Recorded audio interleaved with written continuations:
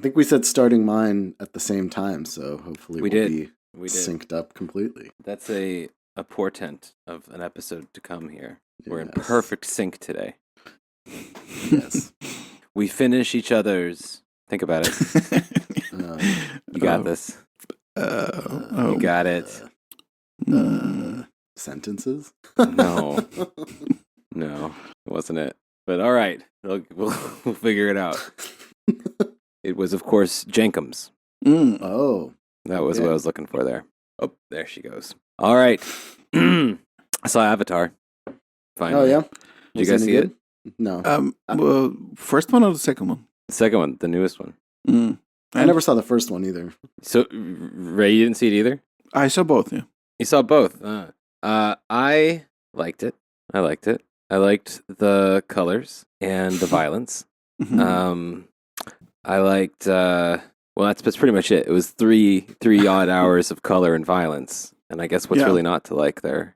Do you like the anti-American message? And yeah, it's always nice to see, the Americans portrayed as like the villains that, we like to be abroad in various native lands. Yeah. I was annoyed in that film that the kids, the Navi kids, are like American kids. Like their dad's like a dude from New York, But the other kids, like the kids that bully them, are like American bully like kids from American movies. Like, why would these people, indigenous people from a different planet, be like American high school kids? It's a bunch of jocks, basically. Yes, yes. But I never grew up in like an indigenous society, so maybe there's maybe that's a thing. Yeah, I don't know. Maybe they have jocks and nerds and everything. It's probably just the filmmakers' inability to conceive of anything outside of like a non-American society. American experience. Yeah. I mean, I grew up in a non-native, non-American society, and right. I didn't know bullies like that. I mean, there was bullying for sure, but that genre of bullies was not really present.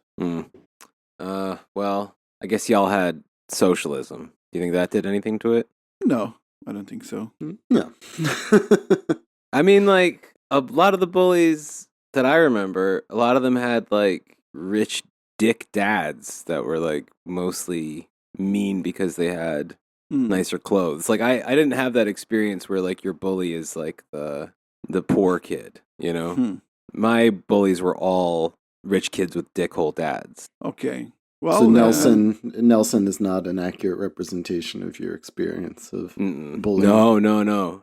I was friends with the Nelsons. The Nelsons were all right. Yeah. Nelson is all right, though. Yeah, you got to nuke something. I mean, yes, in the film as well, the bully kids are like children of the boss guy, the Navi boss guy. Yeah. And he was a little dickish. I don't know. He's always like showing off his.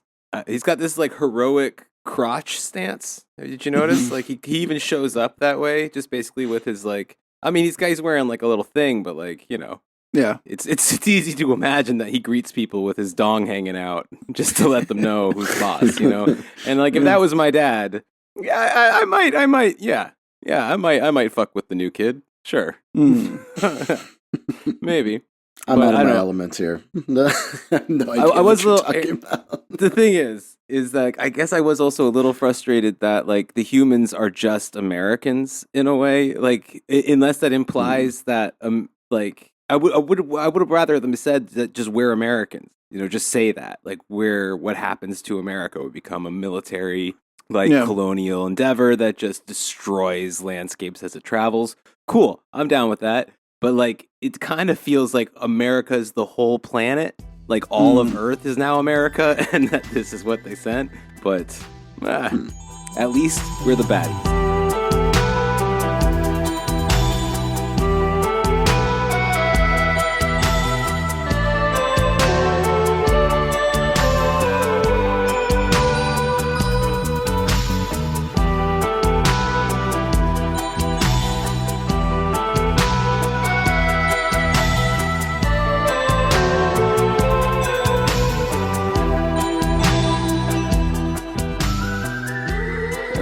Yeah, I don't remember. Like, how is it? Like, is that the American military? What No, it's just some private corporations like Blackwater shit. Yeah, it's a corporate colonialism thing. Yeah, okay. Wagner Group. That's what I'm saying. Like they can mix it up. They can mix it up. Or like the East Indian Company. There you go. Oh yeah. Yes, exactly. The best example of that. Yeah. So it's cool to see like dudes like that get like tore up by arrows and stuff, and that's a good film. Like that missionary in the Andaman Islands or whatever. Yeah. It would be funny if they had that guy in there too. Just some like super well-meaning Christian from America who went to the fucking planet to like with his stupid ass Bibles and beef jerky that he was sponsored by. Yes. Christian Beef Jerky Company. I mean, it's very sad he had to die, but it was a really it wasn't altogether pretty funny. That. I mean, he was going to potentially infect an entire society and kill everyone. He might have too, because his body was never recovered, right? That's true. Yeah. Just even exposure to it. I hope that the Sentinelese are okay. I hope they are too. I do hope they were fine after that. Much respect. That was probably traumatic for them too, I mean, they did try to because like idiots always try to go to that fucking island. They got to keep fucking shooting motherfuckers, and it sucks. It sucks for everyone. Just stop going. They don't want it, He was like singing hymns while they were like shooting at him, like waving the Bible. Oh my god, I'm surprised the Gibsons haven't made a movie about that. Gibson and his coterie. Yeah, I guess he wasn't Catholic, so Right, so it was just devil on devil violence then. So he's hellbound anyway. But that was Apocalypto, right? There wasn't enough torture in the story. If there were some torture, there will be a Mel Gibson film about it. That's true. Although like the symbolic, that like one of the arrows punctured the Bible that he was holding. Right. Yeah. That's what I'm saying. It's very cinematic. But like, I could see Mel Gibson like stretching out what's essentially 6 seconds of violence where this kid dies, stretching that out in slow motion to like 30 minutes of screaming and blood. Yeah, I can see him doing that. That is how his heart sounds. Yes, just screaming and torture, pounding nails and patriotism. If he did a movie, they would like capture him and then they would torture him. Like they would, you're right, slice him up, and then he would be like, he would just remain true Christian until he died by being horribly tortured by these people, and then they would all get some disease from him, and the whole culture would just die. Would die as punishment from God for killing his. That would be a Mel Gibson version of Damn, well done. Thank you. Yeah, I'd see that. The Sentinel. It's like a play on words, Yeah. I'm sure he'd convince one of them to join his cause, though. And they'd have to hunt and kill that guy too, and then you'd have Apocalypto, the sequel. So it's a win-win for Mel. Yeah. All right. I think one of the things we do best on the show is help fascists fix their broken shit. We've given a lot of advice to incompetent I mean, it's hard not to, when you see it happening in front of you. It's easy to be a backseat driver with these guys because they, it's true. Drive blindfolded and drunk. While jerking off to kiddie porn. So, I mean, easy to criticize is what I'm saying. Yeah, James Mason is easy to criticize. Yeah, right. For example, or anybody else, especially in Arc 1. Yeah. Yes. And Arc 3 for that matter, I guess too. And Arc 2 is just if you want to have a successful state, maybe just don't genocide everybody as soon as you get the chance. Yeah. Yeah. We can't all be America, right? Yeah. That's what I'm saying. Welcome back to The Empire Never Ended with Boris, Fritz, and Ray. Hello. Hey. Boris, this is one you've been excited about. I've been excited about it. It's going to open up some new, fun F-Files possibilities. Yeah, hopefully later this week even. And I'm ready for them. I think fortunately for me, I guess there won't be any, blood in the snow today. No more blood in the snow. No. Douglas Pierce, or anything like that. But yeah, I'm excited about today's show. Because we'll be covering a pretty weird character, which, is what we do. But bread and butter, baby. This one is pretty all over the place, as these weird guys tend to be. But in the sense it connects, the Bosnian SS to the Middle East and Luburić and Croatian National Resistance, and the Muslim Brotherhood, and the CIA and MI6, and maybe the Mossad, and paranormal activities and parapsychology for good measure, which I think that will be a separate episode. Yeah, I kind of feel like you're starting Arc 5 here by saying all these things. This is an arc's worth of shit going down, it sounds like. Yeah, I mean, there's even some sort of weird MK Ultra connection. I think we'll talk about that when we do the parapsychology thing, because that's a whole other chapter of this guy's life. But what's interesting to me is that he remains rather unknown, even for people who study like emigre radicals from the former Yugoslavia during the Cold War. And so what would the show be if we didn't cover him? Yeah. So this obscure, shady figure that we're talking about is Mahmut, or his anglicized version of his name, Mahmud Kemal Muftić. And his name came up for me a bunch of times when I was doing research on Ustasha stuff. But gathering reliable information on him had kind of proved to be a little challenging.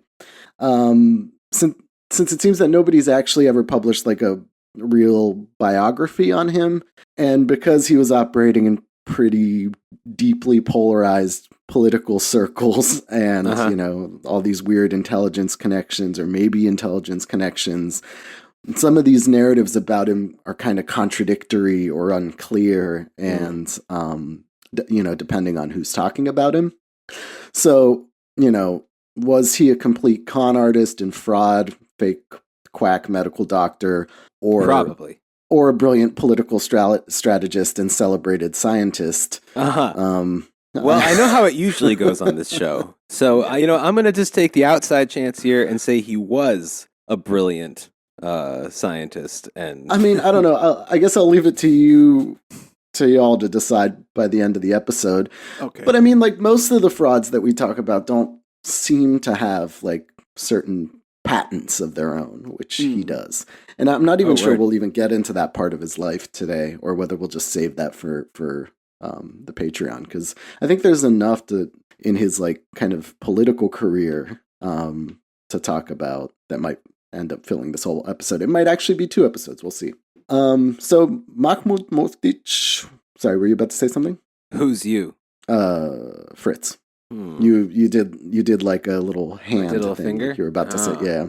Yeah, it must be an involuntary reaction. I think I was probably just pointing to the one true God. Ah, yes, yeah. You're I'm feeling the vibe. Yeah, it's feeling the vibe. Yeah. Always makes for a good photo. Right. It's like Dr. Strangelove has a Nazi hand. You have an Islamic finger. There you go. Speaking of photographs, there's not even like many photos of this guy that are easy to find. This is like kind of a tenepod exclusive on this man. Mm-hmm. So yeah, like a just quick little bio. Mahmut Muftić was born a pretty kind of well-established Bosniak Muslim family in Sarajevo in 1925 or 26 by some accounts. I think 25.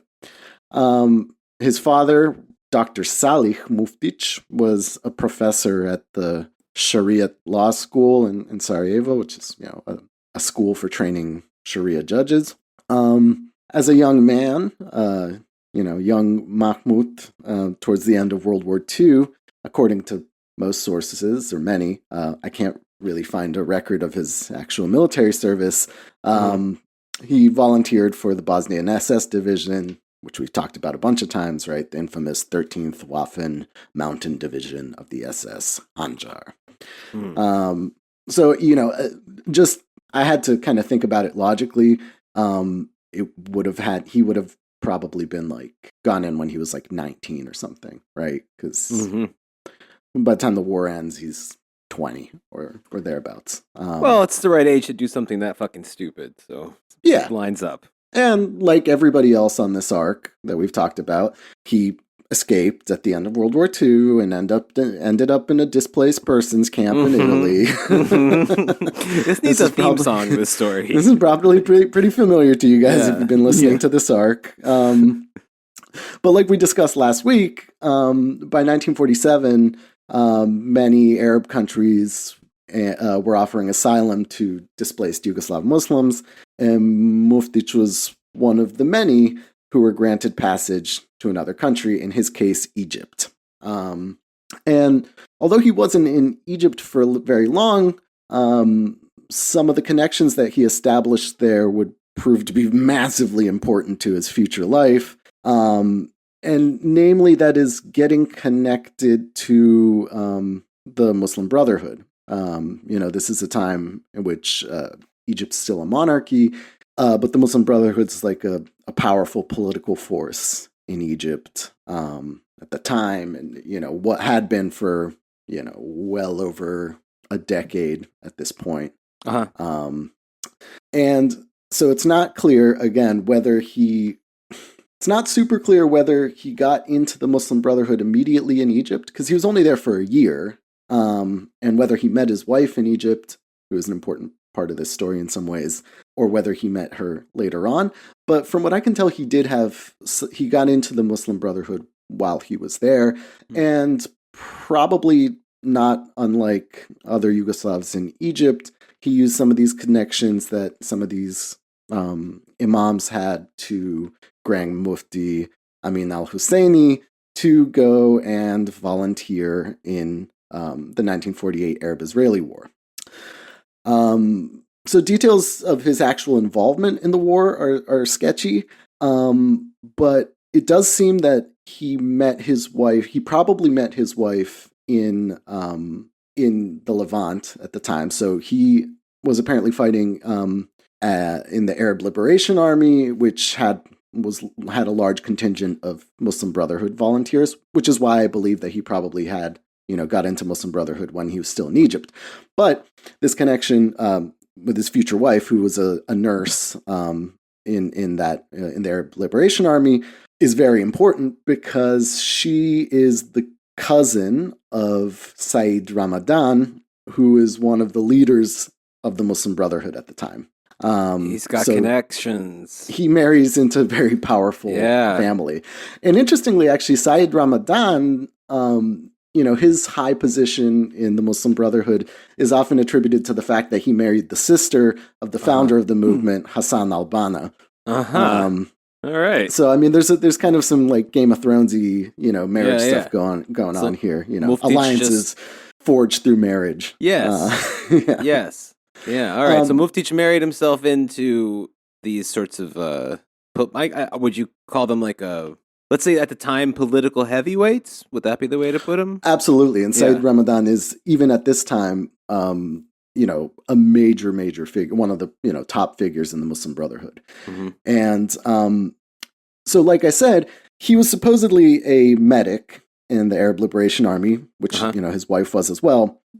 But this brought up another big question for me about his life, which is, when the fuck did he go to medical school? Yeah. And did he ever go to medical school? Mm-hmm. It's something that I wouldn't have even cast doubt on because, I kept reading, he's a medical doctor. He had a long career in medicine, like throughout the Middle East. And the 50s and 60s, he was like a doctor in Saudi Arabia, in Syria, Gaza, Iraq. Did like lectures too, right? Jordan. Especially later on. Yeah. And then like later in his life was, apparently also practicing medicine and like a researcher. And so I wouldn't have cast doubt on it if I didn't read some guys that didn't like him very much. Mm-hmm. There were members of the like Bosniak national movement later on. In some of their writings from the 50s and 60s that would claim that he was a complete fraud who falsely presented himself as a medical doctor. Okay. In fact, one of the lead commanders of Yugoslav Muslim forces in the Levant, a former Ustasha, whose name Shefkija Muftić, and no relation, something that he insisted on pointing out when writing in a Bosniak emigre newspaper in the 60s. Okay. No, I'm not related to that Muftić, goddamn. Yes. Okay.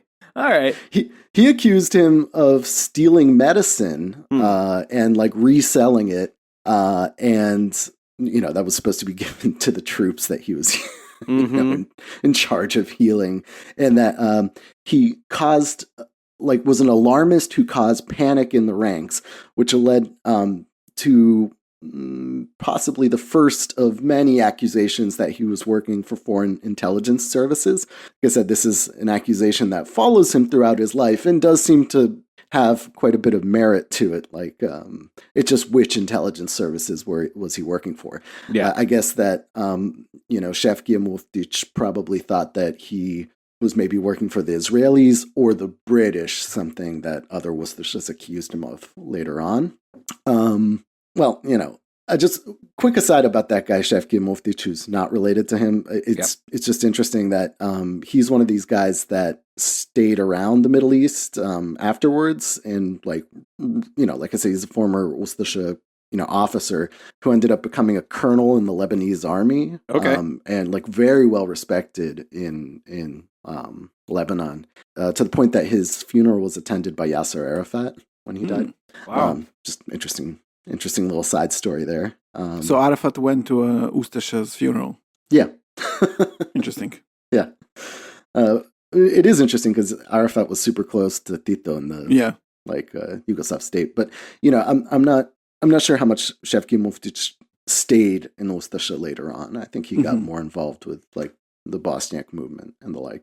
In like the later 60s. But he was specifically in Ustasha, not in Hanjar, for example.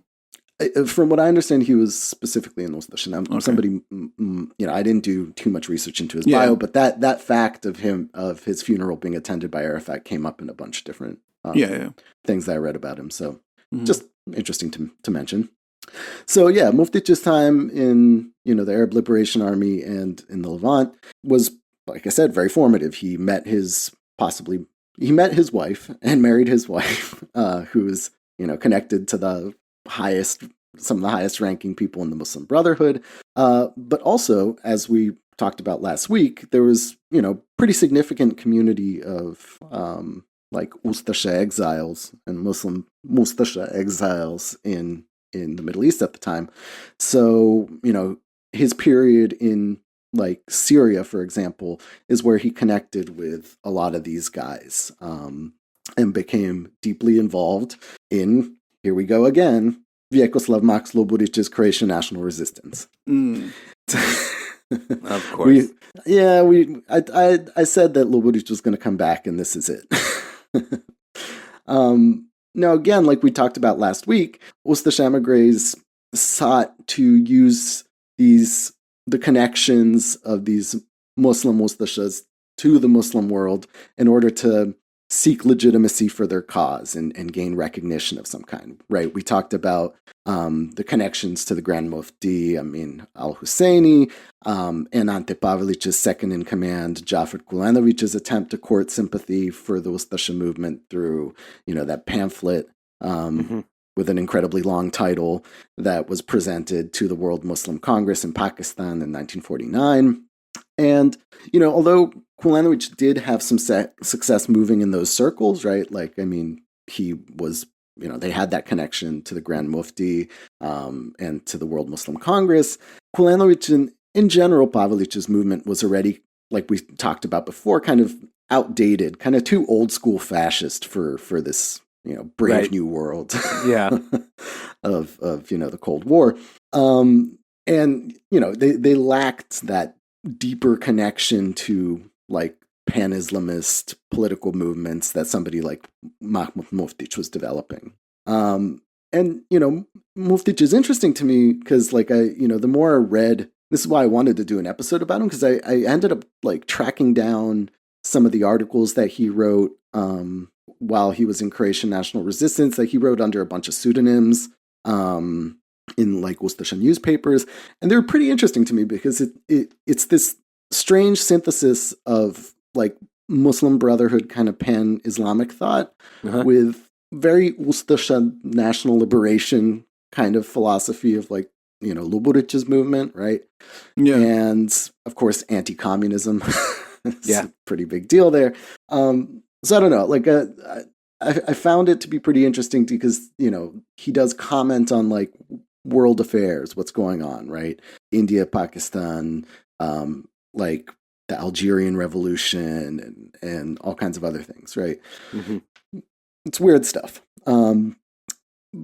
So, because Muftić had all these connections to something that was very relevant in the Muslim world at the time, and that's, the Muslim Brotherhood, incredibly important, plays a big role in the 1950s and 60s. Yeah.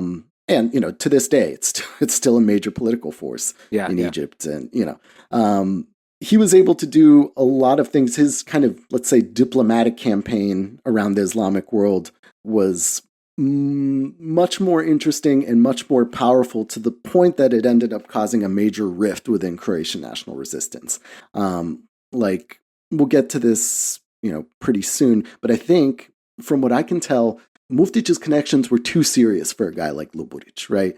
Croatian national resistance talk the talk, but all they could do was basically have these decentralized cells operating around the world, doing, terrorist acts and stuff like that. And they didn't have necessarily the ability to do what Muftić wanted them to do, even though Ljubović said that he, wanted these connections and wanted to build this, relationship with all these governments, like Arab and other Muslim governments around the world. Uh-huh. So, by the late 1950s and the early 60s, especially, a link between the Croatian national resistance and the Muslim Brotherhood was officially established. As in, the Muslim Brotherhood, Said Ramadan in particular, takes up the Ustasha cause and begins campaigning for, on the behalf of Croatian national resistance. Ustasha newspapers proudly proclaim their link to this newfound relationship that they have with all these serious governments around the world. Something that they'd been, seeking, that all of the Ustashas had been seeking since, they established their emigre communities, right? They couldn't get we talked about this last week too, but Pavelić couldn't court the West. They didn't really want him that much. He was too, tainted by, little genocides and things like that, and being, a Nazi, that kind of thing. Ljubovic's attempts to set up in Australia had some partial success, but really didn't necessarily work out the way they wanted. But now, they have an official link to a very powerful political force. Mahmut Muftić and this guy, Ibrahim Pjanic, that we also mentioned last week, not super important to the story. It kind of is, but, we don't need to go into his bio. By 1962, they're attending the World Muslim Congress in Jerusalem as official representatives of Croatian national resistance. Okay. Right. Which is a pretty big deal now. Yeah. And for his part, Ljubović actually understood the Muslim Brotherhood as kind of being ideologically similar to his own view, worldview, right? And, he talked about, this all comes from letters that he wrote. A lot of this stuff that I'm talking about today comes from, the only evidence of it that we have are these letters that Ljubović was writing and other Ustashas were exchanging in exile. But, he talks about them as being a good, clerical organization, a clerical anti-communist revolutionary organization, right? So he, rationalizes that to other Ustashas around the world, being these guys are, they understand us. They want similar things, right? They're just Muslims, not Catholics. Yeah. So, like I said, by the 1960s, 1962, this relationship's official, and Muftić embarks on a campaign for recognition of an Ustasha kind of government in exile, or just recognition of the legitimacy of the Croatian state, as they say, within its historical borders, which is the former borders of the independent state of Croatia, right? Okay. So, modern day Croatia, I guess they include Dalmatia to this too. Sure. It's fuck Italy. Mussolini's gone. And all of Bosnia and parts of Serbia and the like. And the first major announcement that Muftić had managed to do something successful here was this announcement that the Jordanian government recognized the Croatian state, right? Okay.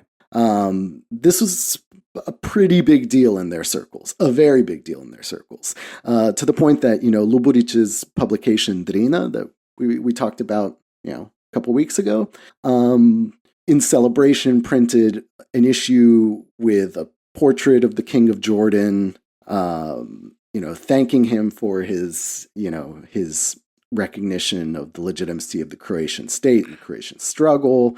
When was this? 1962, I believe. So Jordan recognized, like, basically... No, so this is the thing, and this is the thing with Muftić too, is that you can never actually tell how real that was or how much he was lying to Ljubudić.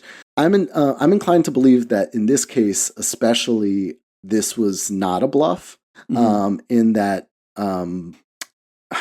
Said Ramadan himself, after he was exiled from Egypt, when Nasser came to power and who cracked down on the Muslim Brotherhood, spent some time in Jordan, was given a diplomatic passport by Jordan that is, what he used to get around a lot. And so he did actually have a very close relationship with the Jordanian monarchy. And like I said, Ljubudić and all these guys were really ecstatic about this. They even translated some of their texts into Arabic to send to Jordan, right? That issue of Drina. They had like an issue of it in Arabic. Ljubudić was encouraging other emigres with their own newspapers, like the guys in Argentina that were on his side, to send issues of their publication to Jordan and to praise the Jordanian king. Nevertheless, it didn't happen, right? We would know if the Kingdom of Jordan recognized the Ustasha state, in exile. And it probably didn't happen. I mean, did they even really have a sort of government in exile? Like, well, at this point, no. That's the interesting thing, right? Pavelić did have a government in exile that Jafet Kulanović was the head of, right? We talked about that last week. But we also know from our previous episodes that Ljubudić and Pavelić had a falling out already. So Pavelić is the guy with the official government in exile, but he's not necessarily seeking recognition of that government in exile, but specifically his movement. And they make some moves to kind of make it seem more legitimate too, as this plays out. So, for example, they establish kind of civilian organizations such as the Croatian Red Cross and Red Crescent. That was going to operate in their emigre circles in the Middle East. And that, kind of gives another air of legitimacy to their project, right? But this is the thing with Ljubudić is it's really not clear what he wants, right? Yeah. Whether he wants to be the head of this government in exile or if he wants to continue this armed, terrorist struggle against the Yugoslav state. And, I can see the old meme, the two buttons, Yeah. Government in exile, continued terrorism against the Yugoslav state. Yeah, I mean, I ultimately, I don't know. We'll get into this in a second. I think that Ljubudić knew that if they really did this, that they would probably lose a lot of their fanatical Catholic support. And we'll see why that is in a little bit. But like I said, so Jordan doesn't end up recognizing them, despite Said Ramadan's probably best efforts at persuading the king, and that's mostly because Jordan was, like most of these other Middle Eastern countries, was starting to develop a pretty good relationship with Yugoslavia, right? With Tito.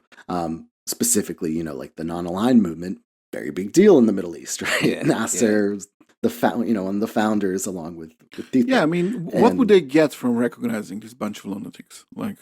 I think that's what the Jordanian monarchy probably figured out. They're like, oh, well, it sucks that, these communists are, repressing Muslims in Yugoslavia, but is this real? There's some fucking war criminal in Madrid is telling us that he's the legitimate representative of this state that doesn't exist, and that they were not even able 41 to have 45. They were not even able to have a government when they had a government that was supported by the Third Reich, and let alone now in exile. They were doing. Muftić was in particular doing a lot of propaganda through Muslim Brotherhood publications and the like.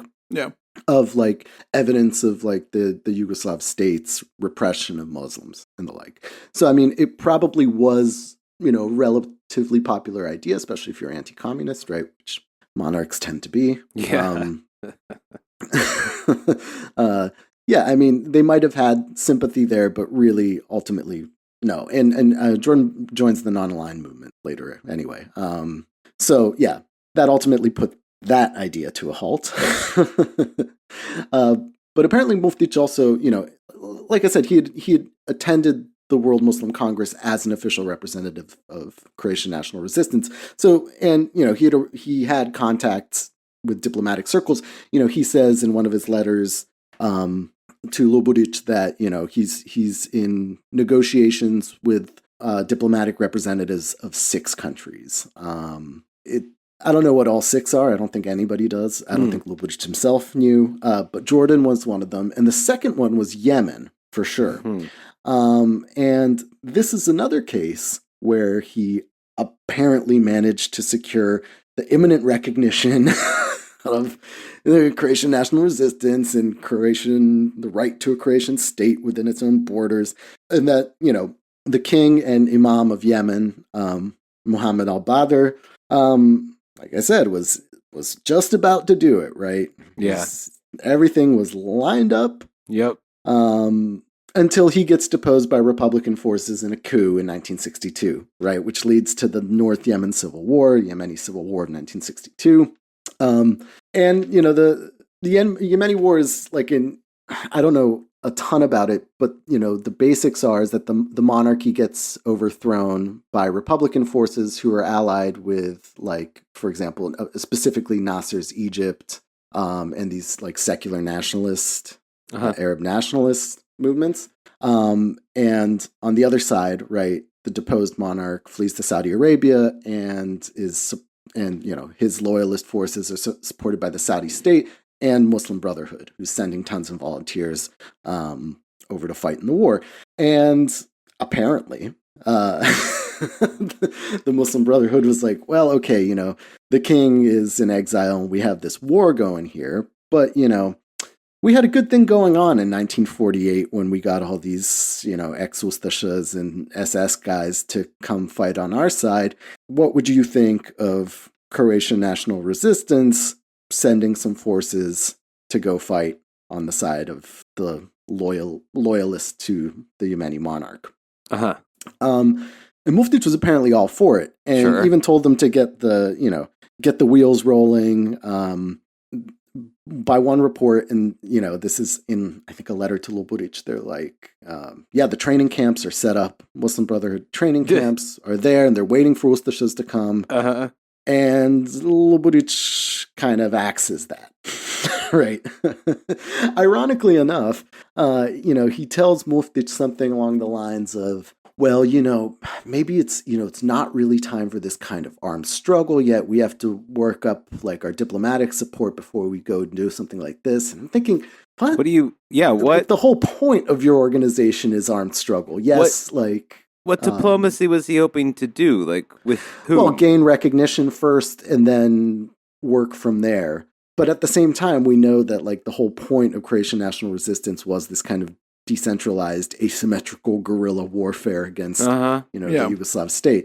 And again, this leads me to the conclusion that Lobodić did not have the support that he thought he had, and that he could, at this point, this is 1962, right? A lot of the Muslim Ustashas had already left these Arab countries and were going elsewhere, and a lot of them were less into being Croats than they were before. And so, I think that this idea that he was somehow going to repeat 1948 and that all these guys were going to come and a bunch of Croatian Catholic volunteers would come and, train in camps in Yemen to fight with the Muslim Brotherhood and the Saudi government against Nasser's supported Republican forces in Yemen. I don't know. It doesn't seem likely, right? But they never talked about this particularly openly, right? But the reluctance to send troops did start to cause a major rift between Muftić and Lobodić, and that would be intensified as time went on. So they got everything set up for their guests, and people take hosting pretty seriously out there. I can imagine it sucks. When you set up an entire camp, got chefs ready with food, and the fucking Croats don't show up. Yeah, they even said these camps are waiting here. There's grass growing in them now. like, where are your guys? Yeah. Well, I'm glad the camps got, used for something nicer than Ustasha. I mean, grass is nice. Well, got no objection to that. Volunteers probably use that, Oh, okay. Might have been more of a figure of speech there than, anything else. That's a shame. I like this image, though, of Ustasha not showing up to a place, and then it's just like wildlife just springs out from the sands, Right. And it's nice. So, Muftić's next stop on his grand tour, and keep in mind, like, he, by this point, has bounced around a million countries that was living in. So, like, he had already been run out of Iraq at this point, and people there accused him of being a KGB agent. This whole side story about his, medical career in all these various Arab countries. So I think by this time, he's already partially living in the West. But we'll get to that in a minute. But yeah, his next stop was Saudi Arabia, and this probably would have been the most successful, or it seems like the Saudis were almost ready, that they were ready to recognize the Croatian state. Okay. In exile. And this is probably also because of the fact, obviously the connections that we just talked about with the Muslim Brotherhood and the war going on in Yemen at the like. Maybe he was not telling these people their government in exile. Right. Maybe he was like, yes. Maybe he had one meeting with them, and he was like, I'm from the Croatian government. Yeah. And then they like, talk to him. Yeah. Well, like I said, I mean, this was headed up by these propaganda campaigns. There were like full-page ads and not ads, full-page articles in like Saudi newspapers showing like burnt mosques in Yugoslavia or something. Yugoslavia being this Serbo-Yugo-Serbian project to destroy Muslims. Familiar stuff to us. So what happened? Well, okay, so apparently the Saudis had once again said, yeah, we'll recognize this, sure. But you got to change a couple things here and there. Okay. And namely, and you can see how this wouldn't have gone down well with Ljubović, they wanted Ljubović to step down.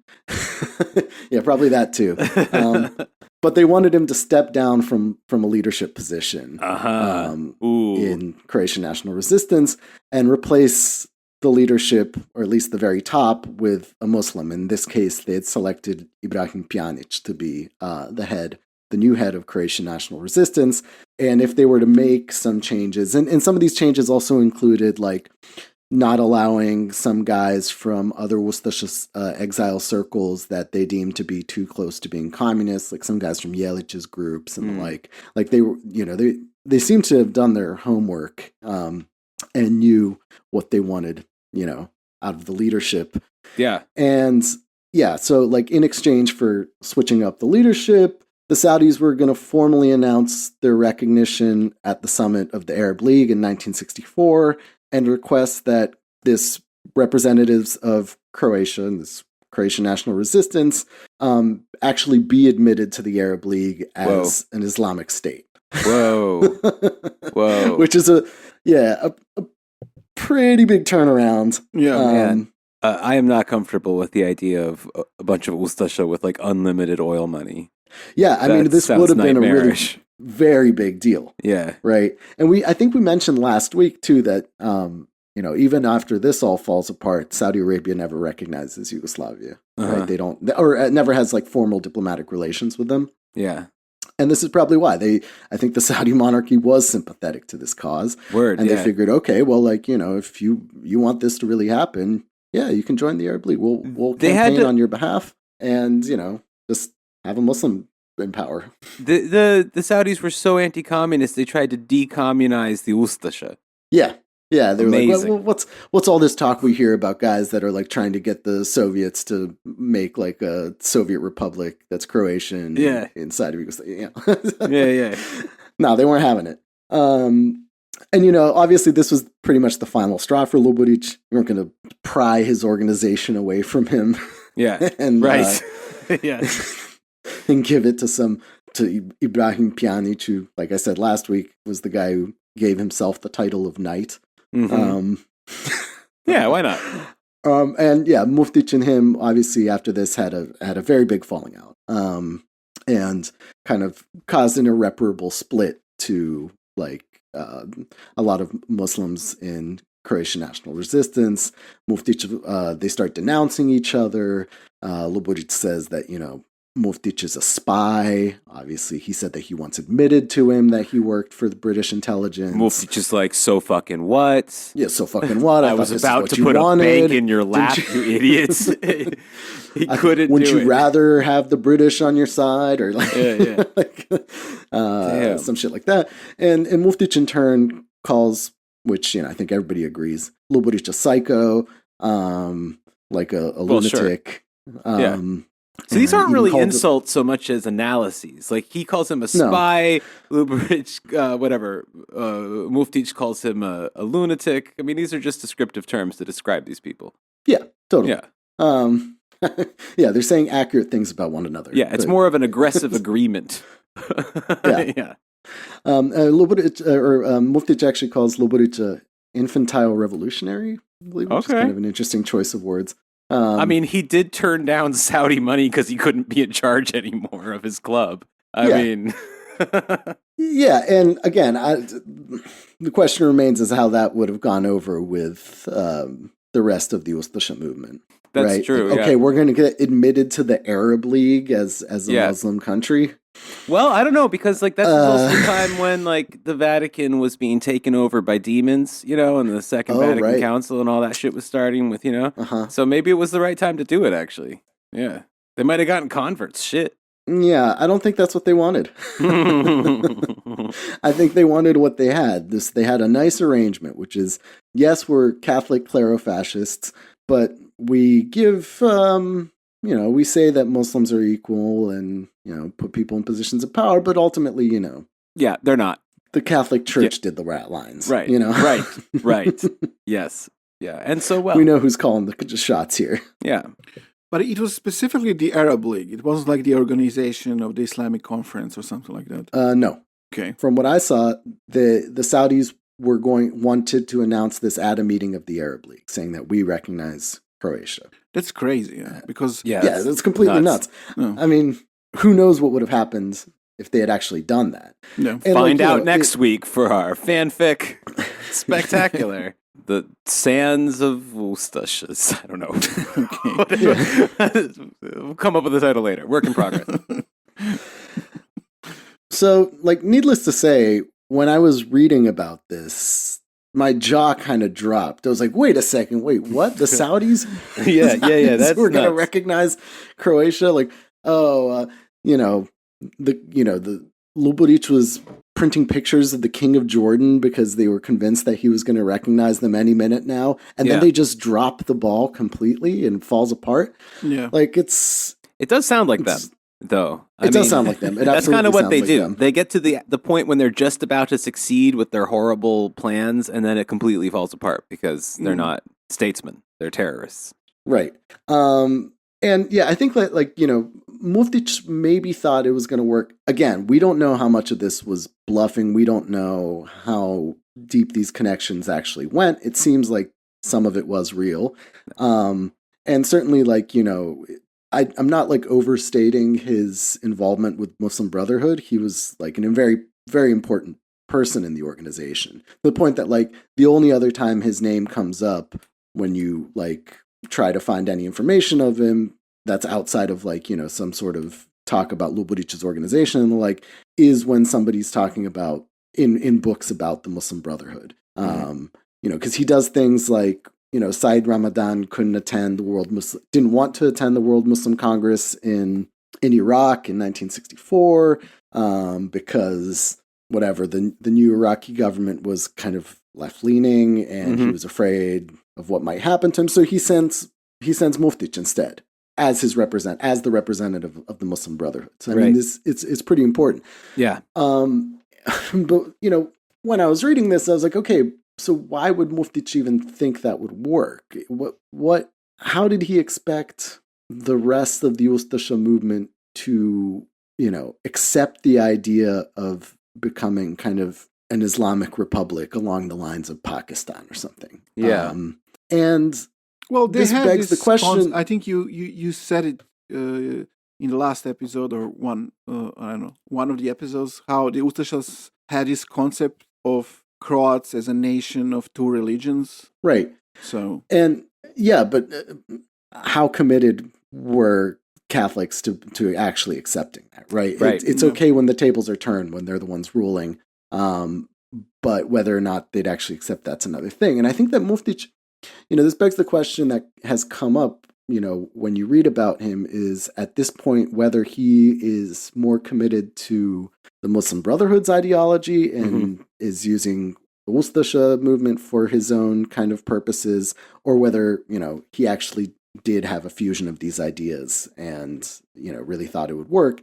And I think it's possibly both, but I am inclined to believe that he thought and he worked on trying to push this idea a little bit. So I noticed in one of the articles that he wrote in the emigre newspaper Danica, based out of Chicago, under his pseudonym Firuz the Younger. That was one of the ones that he used the most. And for some time, like a lot of people were trying to figure out, like in the Bosniak emigre communities, who Firuz was, whether it was actually Mahmut Muftić or somebody else. And it is Mahmut Muftić. Okay. But you can see that, like, he had a good relationship with the guys at Danica, and in all these things, he's an important member of Croatian national resistance. So he could kind of pretty much write whatever he wanted in their newspaper. And he wrote an interesting article about his ideas of like nationhood and like whether or not he's actually responding to the Bosniak movement about whether Bosniaks are a separate nation from Croats and whether you can actually determine that a nation by religion. On one hand, he kind of contradicts himself because he does love Pakistan a lot and actually agrees with that concept. But his argument is that, yes, of course, Croats are a nation of two faiths, and that's not unusual for me because I have been living in the Middle East. And, he's like, I lived in Syria and Lebanon, and Christians and Muslims are both part of the same nation, and they live well together because the benefits of Islamic rule is respecting other people of the book, right? Right. And so he's writing this in, I think, like the early 60s in this, Chicago-based Croatian newspaper, which is deeply tied to the Catholic Church. Yeah. In fact, they're publishing, they initially came out, I mean, it's America's one of their oldest Croatian American newspapers, but one that was always particularly tied to the church. And their base in Chicago is like next to a Croatian Catholic church. It's like that kind of thing. Yeah. So he's obviously trying to like get people into this idea that, maybe it wouldn't be so bad if we had like enlightened Muslim rule over a future Croatian state, right? Yeah. Because that your rights will be respected. And then, he goes on like some big anti-Serb tirade there too about like, the Yugoslav state didn't work because, they don't respect Muslims. And again, this is what I mentioned last week. He does the inversion of Alija Konjović and says, I saw what Serbs are like, and so we can never live in a state with them. Yeah. And so, I mean, he's saying, yes, it is possible. And this is obviously very much influenced by his experience in the Middle East and, of course, the ideology of Muslim Brotherhood, which, is, I'm not an expert on them, but, they are characterized as, the forerunners of like political Islam as an ideology in the 20th century. But, they're not like, we're going to kick the Copts out of Egypt, Right. That's they are fundamentally against that. And so this is that, again, interesting kind of fusion that he brings to the table. And that's obviously too much for Ljubović and probably too much for like the movement in general. Like they'll publish that. And he never explicitly says in that article, like, maybe it wouldn't be so bad if we had a Muslim state. Right? Yeah. But he implies that that's like, a thing that's possible, and that like, we shouldn't separate ourselves from Croats because, again, they also say that's how we have a majority in Bosnia and that kind of thing. But ultimately also that like, Islam is good to Christians. Mm-hmm. But he shares like the Ustasha idea of Serbs as some kind of a foreign element. Absolutely. Yeah, 100%. Yeah. He really doesn't like Serbs. Later on, like he writes some like kind of crazy stuff too. That like Bosnia will only survive if the Croats and Serbs like duke it out once and for all and slaughter each other. Oh. Pretty crazy shit. Like, I mean, he writes like some rather inflammatory stuff too, and he's not nice to the Bosniak movement in the early 60s, and that's why they hate him so much. That's why they, everything I read in their publications from the time, like, was that the Bosnian Views was the public, like their newspaper in like the 50s and 60s. Anytime they refer to Firuz or Mahmut Muftić, they're like the absolute fraud. Okay.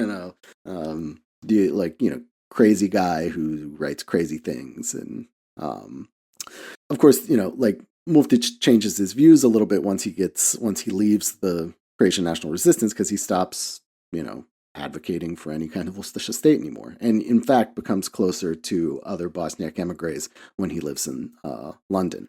Mm-hmm. Gets into some other stuff in London too. Spookier stuff. Oh yeah. Mystical stuff.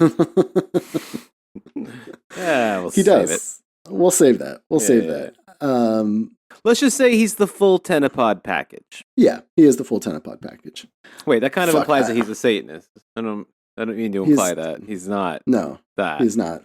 Could be fun. So, I mean, to summarize this episode, because I am going to split it into two now for you guys, because there's a whole other thing that I want to talk about, and that's this deep connection to the CIA and to Western intelligence services that goes through his connection to the Muslim Brotherhood, and kind of brings in all kinds of strange characters into the mix, and stuff that we kind of talked about a little bit before when we talked about like the CIA's activities in the Cold War. And in this next chapter, we'll talk about the American Committee for the Liberation from Bolshevism, and some of those CIA operations that were connected to the Muslim Brotherhood, and then what his role in all of that is.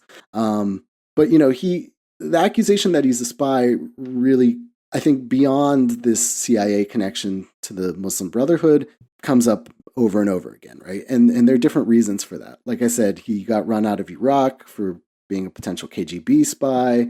The details on that are a little murky. But there's this persistent idea that he worked for the Mossad. Right. In fact, on his Wikipedia page, and I'm really curious who's writing the wiki, because I've noticed that since I started, like, somebody else has stumbled upon Muftić, because the article has expanded over the last like year and a half, kind of significantly. So somebody else is reading this shit and being like, what the fuck? But even that says when he dies, and he does die, I can actually probably mention this now. He apparently survives an Udbat assassination attempt in the mid-60s. All right. And this, again, not clear how true this is, but he apparently got honeypotted, basically, by an Udbat agent who became his mistress and then tried to kill him, and he was gravely wounded. And this was, in West Germany, and then he ends up in London. And he dies in London in 1971, reportedly poisoned. But, there's no coroner reports about that. I think that's just something, there's so much like weird mystique about like what happened to this guy and who he was. Yeah. And, on like the wiki, and I saw this elsewhere because some of these Bosniak nationalist guys say it too. And they say it was because of his connection to the Mossad. So I did a little bit of digging on that, just because like the CIA stuff's really clear, and like the MI6 stuff and West German intelligence, the BND. He was definitely working with like all of them. I was like, what the fuck? How does the Mossad thing play out? Because he, apparently fought on, the Arab side, right, in the Arab-Israeli war. How was he a Mossad guy? And it comes down to an interesting chapter in his life that, again, I've only read this from people that don't like him, so we don't know how true it actually is. But it's basically that him and this other guy, Shehovic, I think, did arms trafficking after the Arab-Israeli war. In that, and this was known to have happened, that like the Israelis captured a lot of arms from all these different Arab armies and then were reselling them around the world. And they allege that Muftić and this guy Shehovic had at some point in the Algerian War of Independence sold Israeli arms confiscated by the Israelis from Arab armies to the FLN in Algeria. And that is reportedly supported by the fact that Croatian national resistance did have, like, there were a couple of these guys who were in Algeria at the time, and like fighting on the side of Algerian independence. And Algeria had close relations with Yugoslavia. And Algeria had close relations with Yugoslavia. And it was kind of inspired by the self-management. Yes. And Yugoslavia actually had a lot of direct support to Algeria during their liberation struggle. So, I mean, I don't know. I don't know how true that is. But that's where this allegation, I guess, that he worked for the Mossad comes from, because it's like, how else would they have been able to do this? Now, that raises some questions that are also brought up by people that don't like him very much about, you know, how he was able to like fund his life other than being a spy. And again, this is where these allegations of things like arms trafficking or, you know, whatever, selling the medicine from that was supposed to go to the front to God knows who. So, you know, maybe he was arms smuggler, arms trafficker, and all of those things. Honestly, it wouldn't surprise me with any of these people. But again, it's one of these things that there's so little written about him in that sense that you really don't know how many of these stories are actually true. Right. Yeah. But just honestly, just the fact, I was totally willing to just dismiss kind of any story coming from this guy for a few reasons, you know, some of which we'll talk about in upcoming looks, I guess.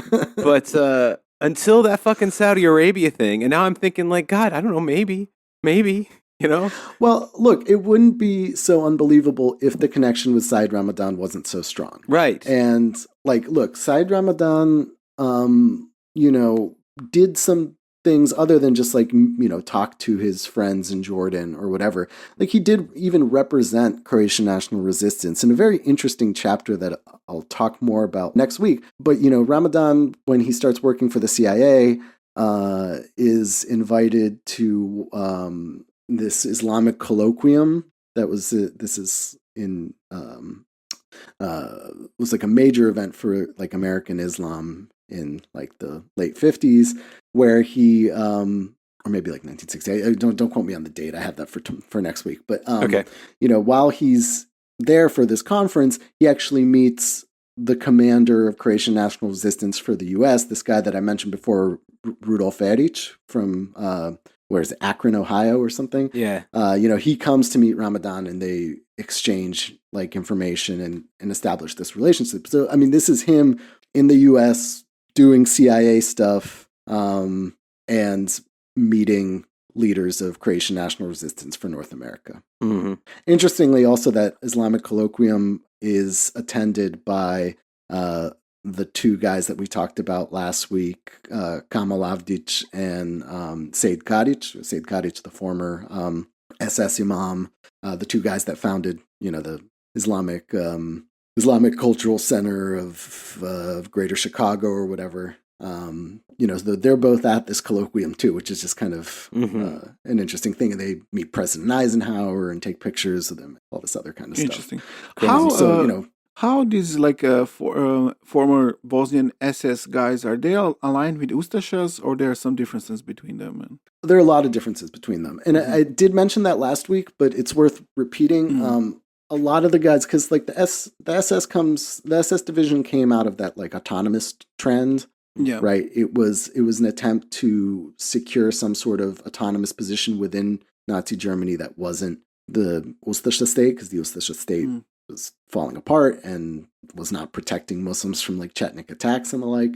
So in keeping with that, a lot of the SS guys, when they left, became, you know, important people in the Bosniak emigre circles, and far fewer of them remained committed Ustashas. Even the guys that were committed Ustashas, like Mahmut Muftić, by the end of the 60s, were kind of out of that, because there was no point, right? And they tried hard. They tried to get recognition from all these states, and did all that kind of, fought in the fucking Arab armies against Israel and the like, and so they saw that didn't really work out, and Muftić is, you can kind of see how, like, if he since he was in the SS division, you can kind of see how he was attracted to to like the Muslim Brotherhood and the like, and to some of the ideologies that were going on in the Muslim world at the time. For example, you remember that way back in Arc 2 when we talked about the Bosnian SS division, we talked about the statements of the famous statements by like Muslim intellectuals and clergy denouncing Ustasha attacks on Serbs and the like, and advocating for greater autonomy. And in one of those statements, it was like a letter written to Hitler, where they're asking for more autonomy. They say something that, like, we stand as the connection to 300 million Muslims worldwide in the struggle against Zionism, British imperialism, and Bolshevism. Right. And those were like, three pillars that these guys put out there. And then, of course, a guy like Muftić goes and meets Muslim Brotherhood guys who have the same principles, basically, right? Yeah, anti-Zionism, against British imperialism, specifically British, and then, of course, anti-communism. And so it works, pretty well for those guys, like he understands that quite well. Yeah. And that factors into like his further political development, although again, at the time he was still trying to situate this in like an Ustasha context. Yeah. But a lot of other guys moved away from that way earlier. Yeah. He underestimated the anti-Islamic sentiments of Catholics at the time, I think, pretty wildly. Yeah, absolutely. Because, the guys that were most into like unity between Muslims and Catholics were, guys like Luburić, Pavelić, who were from Bosnia originally. Yeah, but like a lot of Ustashas that were from Croatia proper didn't care, or didn't, really see that. Try getting some fucking like, French Nazis on board with that, I mean, might be a tough sell. Well, yeah, I mean, next week when we talk a little bit about how like the CIA and German intelligence developed links with the Muslim Brotherhood, part of that is actually Nazis, much like with the Bosnian SS, right, accepting like a role for, like Muslim units, or like, Muslim minorities in the Soviet Union, against to counteract like Soviet power, and like and recruiting among like Turkic peoples of Muslim Turkic peoples in the Soviet Union. And so we'll talk about that a little bit more next week. God, imagine if they got that Saudi money, they could have afforded to hijack their own airplanes. In the 70s. They wouldn't have needed to hijack airplanes. I mean, this is the thing. I mean, like, they would have needed to. I mean, they're 70s Ustasha. It's in, they could just hijack each other. Yeah, I mean, Luburić probably, like, he wouldn't have been the head anymore, but, he probably would have been given some sort of place to live and, act more openly than he could even in Spain. And yes. Although maybe he wouldn't like living in Saudi Arabia. Probably not. I mean, at least he'd be living, as opposed to, like, practically headless in his own sink, Yeah. I mean, I think it would have been far harder for like Woodbay agents to come into fucking Saudi Arabia and for sure off people as they did everywhere else in the world, basically. I'm sure they would have loved to try, but yeah, it's yeah. I don't think that was happening. Damn. And this is just part 1. Fuck. This is part 1. Although I think part 2 next week is going to be, I think, a little less about Muftić himself and more about like weird intelligence connections. Yeah, buddy. Because we love that kind of stuff. Hell yeah. And then, of course, this week's Patreon episode will be about this whole other life of Muftić's, which is his forays into the paranormal. Yes, the F-Files. A rare 2 F-File arc is this one. Yeah, I know, right? Yeah. All right. I like that. We should keep it up more. Yeah, buddy. Okay, well, agents, see you in the F-Files then. Yes. See you in the F-Files. See you. Ta-ta. Bye-bye. Bye.